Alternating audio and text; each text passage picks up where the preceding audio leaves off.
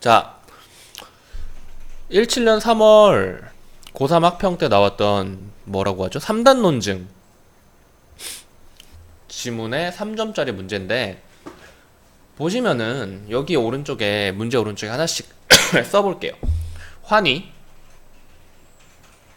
여기 환위, 여기 심적 모형. 지금 핵심 어들을 쓰는 겁니다. 심적 모형, 그리고 분위기, 에번스, 분위기. 문제를 풀 때 이 녀석들을 선지 1을 보고 이 환위를 찾아가야 됐고, 선지 2를 보고 심적 모형을 찾아가야 됐던 거예요. 선지 3을 보고 분위기, 4 에번스, 5 또 분위기. 근데 분위기 이론이 두 개 있는 걸로 봐서는 사실 분위기 이론에서 답이 나올 가능성이 되게 높기는 한데, 시간이 없을 경우에는 얘를 먼저 보는 겁니다. 이럴 때 조금 마음이 급해지면은. 근데 만약에 또 그거를 의도하고 다른 데서 답을 냈다면 오히려 말릴 수 있으니까 굳이 하진 마세요. 가능성은 6대4나 7대3 정도로 이 분위기 이론 두 개 있는 데가 정답이 나올 확률이 높기는 해요. 시간이 없을 때 쓰는 겁니다. 자, 아무튼 간에 환위라는 녀석은 뭐예요? 지문에서 찾아보면은 하나, 둘, 그림이 있는 문단에 바로 다음 문단이죠. 그림 있는 문단 다음 문단에 환위라는 단어가 나오는데, 이 환위가 뭐예요? 명제에서 주어와 수어의 위치를 바꾸는 의미입니다. 주어와 수어의 위치를 바꾸면 그 문장의 의미가 달라져요? 같아져요? 주어와 수어가 동일한 것이 아니라면 의미가 달라지죠. 그래서 여기는 그냥 그렇다라는 거예요. 그냥 환위의 정의에 따라서 1번 선지에서 이런 식으로 말을 했고 의미가 당연히 달라졌다 라고 말을 하는 겁니다. 2번 심적 모형 이론을 가볼게요. 심적 모형 이론은 어디 있죠? 방금 전에 환위에서 말했던 바로 윗문단, 그림 나온 문단이죠. 그러면은 이제 분위기 이론은 어디예요? 이 문단이네요. 지금 2, 3, 4문단을 지금 보고 있는 건가 우리가? 2, 3, 4문단을 봤죠. 총 6문단짜리에서 2, 3, 4문, 4문단을 봤고, 에번스는 지금 어디 이야기하고 있어? 에번스는 5문단에 있죠. 그러니까 이게 왜 3점이냐면은 1에서 6문단짜리 지문에서 1문단이 서론이고 6문단이 결론이고 구체적인 이야기를 하는 2에서 5문단 본론 이야기를 전부 다 문제에다 갖다 끌어놔가지고 3점짜리 문제인 거예요. 되게 잘 만든 문제죠. 자, 그래서 심적 모형 이론을 보자면은 심적 모형 이론은 어떤 녀석이었어요? 3문단을 봤을 때 마음속으로 어떤 모형을 만들고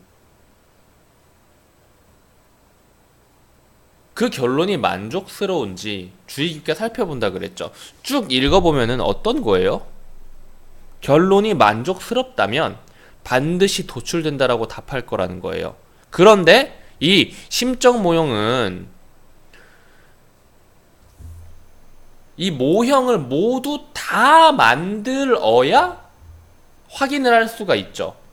모형을 모두 다 만드는데 실패했어. 그러면은 그 사람은, 제가 여기 지문 설명할 때도 좀 이야기를 했었는데, 모형을 모두 만드는데 실패했으면은 자기가 만든 것만 가지고 맞겠구나라고 생각을 한단 말이에요.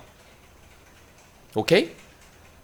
그렇기 때문에 반드시 도출된다라고 잘못 답할 가능성이 높다고 설명을 하겠군인 겁니다. 왜냐하면 이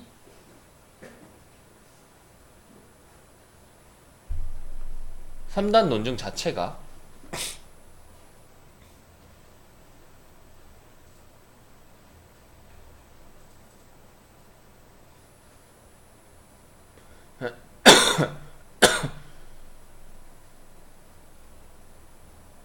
뭐야 이거는. 어떤 인류학자는 생물학자가 아니다. 모든 생물학자는 바둑기사이다. 어떤 인류학자는 바둑기사가 아니다.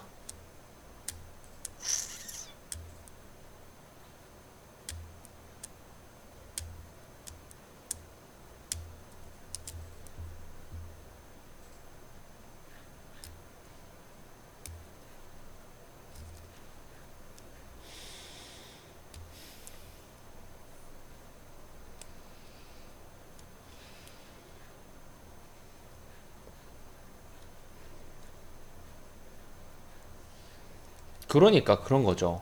이 논증 자체는 그거예요. 이 3단 논증은 모든 생물학자는 바둑기사라고 해가지고 이걸 그대로 여기다가 갖다 썼는데 어떤 인류학자는 바둑기사가 아니다라고 했는데 이거는 생물학자랑 바둑기사를 동일시했을 때 이 논증이 성립을 하는 건데 만약에 그렇게 생각을 해봐요. 봐봐요. 인류학자, 생물학자. 지금 이 논증이 맞다고 착각하게 만들려는 것은 이거예요. 바둑 기사의 영역을 이 인류학자만 존재하는 곳을 남겨가지고 모든 생물학자는 바둑 기사이다. 그래서 예를 들면은 이 모든 생물학자는 바둑 기사이다. 두 개를 동일시해가지고 요렇게 만들면은 어떤 인류학자는 바둑 기사가 아니다라는 말이 되죠. 그런데 또 하나가 더 있어요. 만약에 이것을 요런 식으로 해도 모든 생물학자는 바둑기사에 포함되지만 어떤 인류학자는 바둑기사가 아닐 수 있게 되는 거죠. 그런데 만약에 이렇게 생각을 해봐요. 모든 생물학자는 바둑기사다. 그리고 어떤 인류학자는 생물학자가 아니다를 모두 충족하는 하나의 심적 모형을 머릿속으로 만들어 볼게요.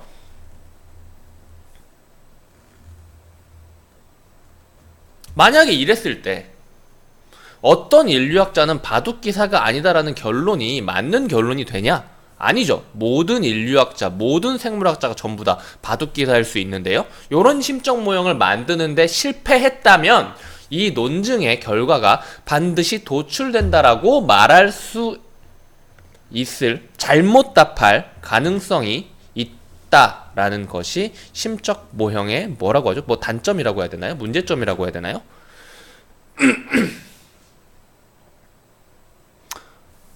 아무튼 간에 이렇게 되는 겁니다. 3번 분위기 이론은 어디 있었죠? 2번이란다. 이문단이죠. 분위기 이론은 그 뭐였죠? 전칭 특칭 가지고 이야기를 했죠. 봅시다. 두 전제가 모두 긍정문이면 긍정결론을, 하나라도 부정문이면은 부정결론을 받아들이는 경향이 있다니까 여기에서 일단 하나라도 부정이기 때문에 일단 1번으로 분위기 이론에서는 부정결론을 받아들이는 경향이 있고요. 그리고 전칭 특칭에서 하나라도 특칭이면은 하나라도 특칭이면 특칭 결론을 받아들이는 경향이 있다라고 하니까 여기선 뭐예요? 하나라도 특칭이었고 하나라도 부정이었으니까 특칭 부정 결론을 받아들이는 경향이 있다라고 하는 것이죠. 그리고 4번 에번스. 근데 지금 우리가 분위기 이론 이제 3번 선지까지 분위기 이론 왔으니까 굳이 에번스 봤다가 다시 분위기 이론 볼 그 가능성을 없애기 위해서 그냥 분위기 이론을 먼저 볼게요. 얘도 맞으면 그냥 4번이 답인 거고 얘가 틀리면은 에번스 볼 필요 없이 5번이 답인 거예요. 그쵸? 자, 분위기 이론은 첫 번째 전제의 특징을 만약에 모든으로 바꾼다면은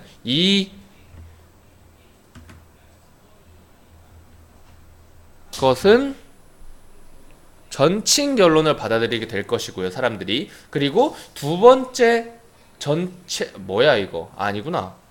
지금 이 다음 것까지 이야기를 해야 되네. 첫 번째 전제의 특칭을 전칭으로, 두 번째 전제의 전칭을 그러니까 모든이랑 어떤 위치를 바꿔주는 건데, 그랬을 때 부정결론과 특칭 결론이 바뀌나요? 안 바뀌죠. 무슨 말인지 알겠어요? 분위기 이론에서 말하는 것은 하나라도 특칭이면, 하나라도 부정문이면 특칭 결론, 부정 결론을 받아들인다라고 말을 하고 있죠. 그리고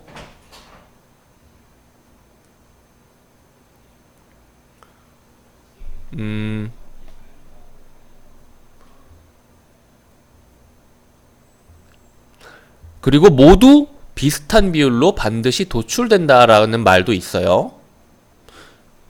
왜냐하면 그 이 문단의 후반부에 왜냐하면 전제 하나가 특칭이라는 점에서는 차이가 없기 때문이다. 여기서 근거까지 줬어요. 모든 A는 B이다. 어떤 B는 C이다랑 어떤 A는 B이다. 모든 B는 C이다랑 둘일 때 결론을 예측하는 사람들의 비율이 차이가 없다고 이 문단 중반 아래에서부터 설명을 쭉 해주고 있어요. 읽어보세요. 이런 세모 쳐가지고 모든 A는 B다로 시작하는 몇 번째 줄이야? 한 13번째 줄부터네요. 이걸로 시작하는 줄부터 근거가 되는 겁니다. 늘어날 것이 아니라 똑같다. 아주 흡사할 것이다 라고 예측하게 되는 겁니다. 그래서 얘가 틀렸고 답이 5번이고 4번 에번스는 볼 필요가 없게 됐죠. 답을 확인해 보고 끝을 낼게요. 이야기를 좀 오래 했습니다. 아이고 감기가 안 났냐. 인문 29번 답은 5번. 4번 굳이 할 필요 없겠죠. 4번도 해줄까요? 4번 에번스 인류학자 중 어쩌고 적어도 한 명은 바둑기사일 수 없다는 믿음 편향이 있는 사람이라면, 무슨 말인지 알겠어요? 자기가 믿고 있는 것에 결론이 합당하면 그것을 반드시 도출된다라고 착각해버리는 경우가 많다는 거예요. 그러니까 이 사람은, 어떤 인류학자는 바둑기사가 아니라는 그런 믿음을 가지고 있는 사람이에요. 이미 이 믿음을 갖고 있는 사람이죠. 그럼 이 결론이, 전제의 내용이 어찌됐건 간에 결론이 반드시 도출된다라고 답할 것일 겁니다. 그것이 바로 오문단에서 이야기하는, 오문단 맞죠? 네, 오문단에서 이야기하는 믿음 편향의 내용이에요. 여기까지. 문제 자체는 별로 어려운 게 아닌데 이 3단 논증 이 어떻게 봐야 되는지 좀 어려울 수 있으니까 지문도 꼭 같이 봤으면 좋겠어요. 지문 강의도 찍어놨거든. 여기까지 할게요.